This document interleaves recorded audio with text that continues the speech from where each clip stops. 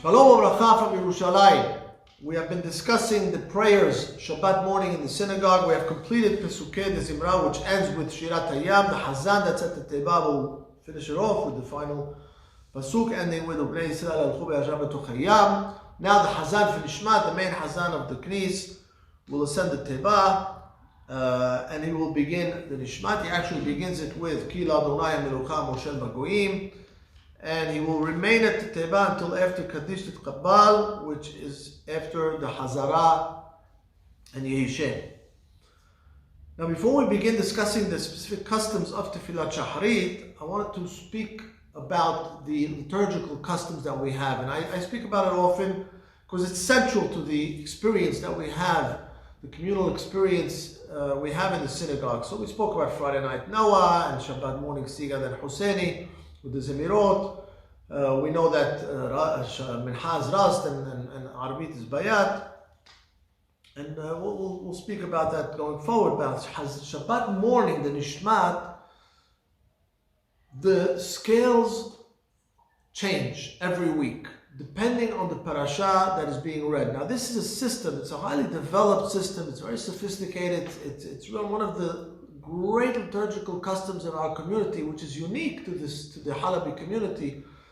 You know, every community has its own liturgical uniqueness and its cantorial specialties. However, the system of using a different scale corresponding to a specific parasha is unique to the Halabi community. It's really in Israel, where we have dozens and dozens of various Sephardic Kehillot in the country. This is one of our great exports, because many communities have adopted this system and bring in Hazanim that know how to pray in the various scales depending on the parasha. So what I'm going to be doing in my next video is illustrating with the help of our great, really this invaluable crown jewel of the creativity of our community, the Sefer Pizmonim. I'm going to go into greater depth and explain how this book is laid out, and where we find all of what I'm speaking about now in this great Sefer. So the Hazzan will begin with the specific scale, and everybody knows what scale to expect, because it's every parasha has its own scale.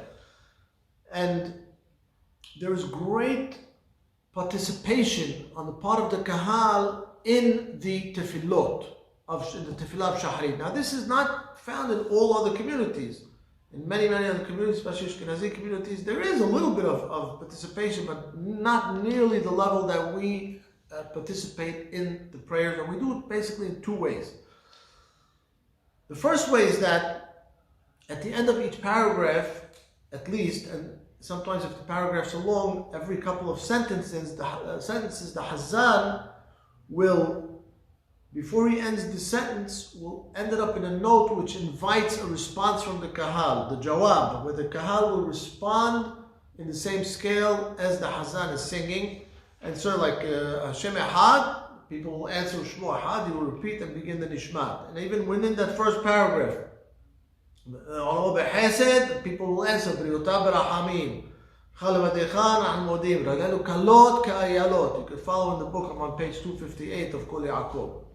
So there is constantly a back and forth between the Hazzan and the Qahal, and this is crucial because it keeps the Qahal involved in the prayers. The second way, which the Hazzan involves the people in the Tefillot, is that there are she'af, there are pieces, portions of the prayer which are sung all the Qahal together in unison. Now it begins with the Nishmat, of course, Shabbat Aniyim, El HaHodaot, Semechim Besetam, Mimsam Ge'altanu, and Nakdishah.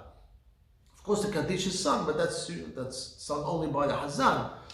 The Hazzan will initiate the tune, and he has dozens of tunes to choose from within each given scale, and the Qahal will all participate in this portion.